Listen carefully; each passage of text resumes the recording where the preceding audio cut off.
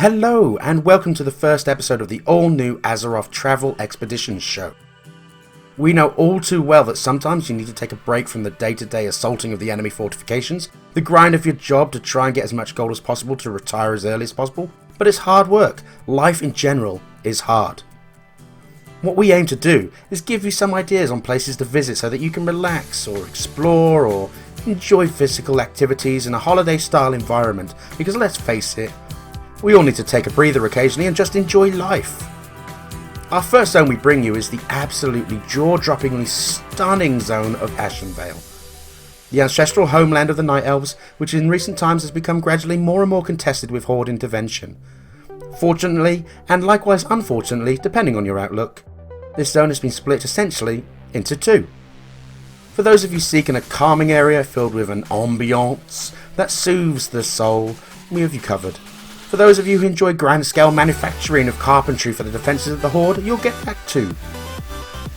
This zone also has 3 beautiful lakes, several rivers and streams, and a beach.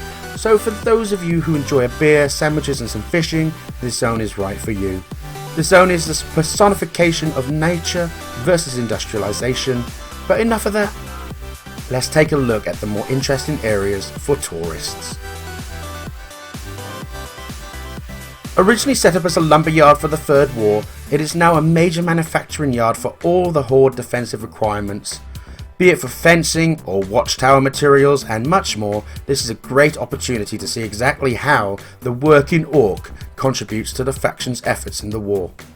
The site also features a fort which has some fascinating tribal artwork on the walls.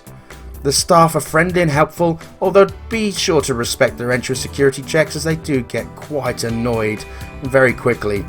That's typical of most green orcs though. This beautiful tree retreat will quell any woes of the most troubled of hearts. The keepers here will be able to offer guided meditation, and with the local surroundings to assist, you will be so relaxed you may end up as a rested Narrowlex in the Wailing Caverns, but don't worry, the keepers will probably wake you up. Here at the ATE, we won't lie to you. Fact is, you're not going to get a tan on this beach. It's a little bit chilly, so be sure to bring a coat. Now, I can hear you asking, well, why should I go there then? Well, for me, I love the architecture, both the ancient and modern. What I mean by this is that there is a small Horde outpost on the southern end of the beach, which is well fortified and it's accessible to the public, so definitely go check that out. Their shipbuilding facilities are amazing as well. Unless you're Alliance, then I'd be a little wary. At the time of this episode recording, there's a war going on, so, you know, watch your butts, people. Watch your butts. As to the ancient architecture, there are some absolutely amazing elven ruins out there that are just ripe for selfies. The downside to the beach is that there are a lot of Naga in the area and their attitudes stink right now. Probably has something to do with their current status in the world. However, if you do like to take names and kick butts, then be sure to head up to the northern part of the beach as the Black Fathom Deeps is there. And there are some very attractive transmogable items, and the Deeps are just amazing itself. It's a bit of a maze down there though, and it's wonderful to explore, so you should definitely go do that. Definitely go do that. Although Astronar is considered the finest town/city in Ashenvale, due to the recent war it's been besieged and consequently under a considerable amount of flame and destruction. However, if that doesn't bother you too much, the lake it sits upon is an incredible sight to behold and well worth a visit. A quiet afternoon relaxing with a loved one beside the still and luscious blue lake while watching the reflections of buildings engulfed in flames is well worth it in my opinion. If fire and destruction isn't your thing, then definitely go check out the local bog beasts at the Ruins of Stardust, with its yellowy green hue. That'll just make you feel like you've eaten one too many earth roots in your time, and it'll take you back to a more pleasant experience. For those of you who like volcanoes and big red explosions, then Ashenvale has its very own. And we at the ATE are proud to give you a live feed to the volcano right now, and with our lead investigator Ramekin giving you up-to-date information on the area. Rami, it is over to you, my friend. Go now? Like, go. Oh, motherfucker. Hello, Hippo! Thanks for tuning me in. Here we are. Whoa! What was that? Oh, God. There's lava. We're here somewhere in Ashenvale. I don't even know. I'm lost. There's volcanoes going off. Lord Magnathar is back behind me somewhere, up in the mountain. I don't know. He keeps talking about boiling water. I don't know. But although here the steam is very good for the skin, I feel like I've been getting exfoliated. My skin has a nice hue and sheen to it. But while we're here, I think I'm gonna maybe find a place to do a little barbecue like they do in North Carolina. Maybe over here in this little. Oh God! Oh God! Don't go in there. Don't go in there. It was really hot in there. It was very, very, very hot in there. I'm not making barbecue here today.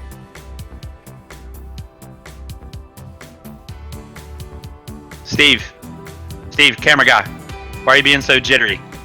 What's the problem over there? What's your issue? Oh, you're afraid? You just won't speak?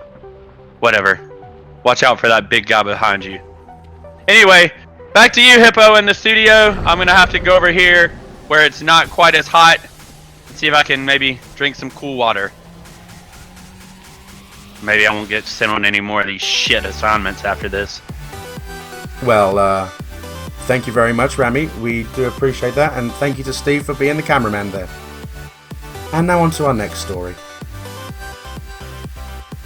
Unfortunately, the locals aren't really equipped for the souvenir trade as such, but there are a few wonderful transmoggable items in the Black Fathom Deeps, such as the following. The Gore-stained Garb that drops from Executioner Gore. Fitting name, really. The Reef Axe from Subjugator Korul. The Strike of the Hydra from Akumai the Devourer, and much, much more. If battle pets are your thing, you can find the Rusty Nail on the shoreline, and this adorable frog from various watery locations around the zone. These are unique to the zone itself, so definitely worth grabbing. I do hope you enjoyed our guide to the wonderful zone of Ashenvale. If you did, be sure to hit us up with a like, and for more guides, slap that subscribe button. Until then, thank you very much from both myself, the Hairy Hippo, and my esteemed colleague Ramekin, and have a great vacation experience. Please feel free to leave your very own personal review of the zone itself in the comments section below, and give it a rating out of 10, and we'll try and read some of them on another video. But until then, bye for now.